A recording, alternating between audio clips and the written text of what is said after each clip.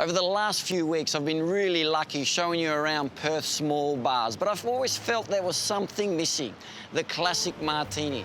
I'm in the CBD at the beautiful state buildings, and I'm here to check out Paul's Temple. They say all good things begin underground. This subterranean bar is situated in the deepest corner of the state buildings. Paul's Temple is dedicated to life's finest cosmopolitan pleasures. I'm here today to meet with Arts and Culture Manager, Ali. Ali, can you explain to me the name Paul's Temple? Where did it come from? Well, Theo, worshipping at the temple of George Temple Poole, who was the architect of this final part of the buildings. And we were influenced by his passion for Parisian architecture. This particular underground corner was just crying out to appeal to the global citizen. From the moment I walked in, I could just sense the attention to detail in this place. It's phenomenal. We were tasked with rebranding this beautiful space, and it was crying out to be a late-night jazz bar.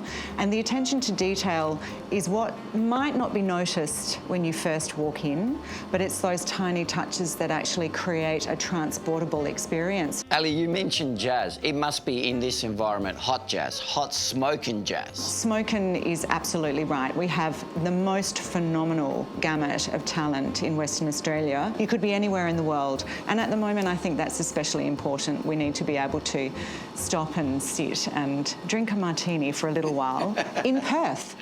Let's do it. Yeah, please. Should we get one now? Yeah, for sure. When it comes to drinks, whatever you're looking for, Paul's Temple has you covered. With a sublime selection of champagne to Chablis, Bordeaux to high-end whiskey. Ultimately, however, the martini remains supreme. Rowan, for me, you shouldn't have, but I'm glad you did. What is it? So it's a dry martini. It's made with this Sydney Opera House Archie Rose inside gin and a small amount of grapefruit and orange bitters. So explain to me what makes a really good martini. While I'm drinking it, what am I looking for? The thing that I love most is you can ask for any flavour profile, and the diversity of gins and vodkas means that you can give someone whatever they're after.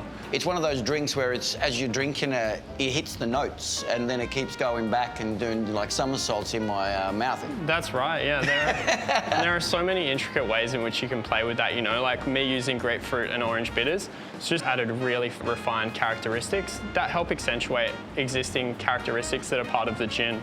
And it's all about playing with that base spirit. Yeah.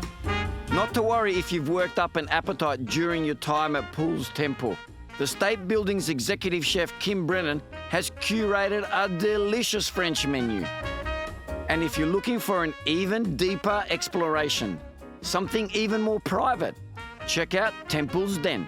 This is a private 10-seater den that you can exclusively book for a secluded moment with your closest friends. Paul's Temple is open Thursday through to Saturday, but if you want a private soiree, it's available Sunday through to Wednesday. There's no place like this in Perth where you can get to mix with the jazz masters, with a classic martini, a dozen oysters. You know, sometimes life does need a little bit of decadence.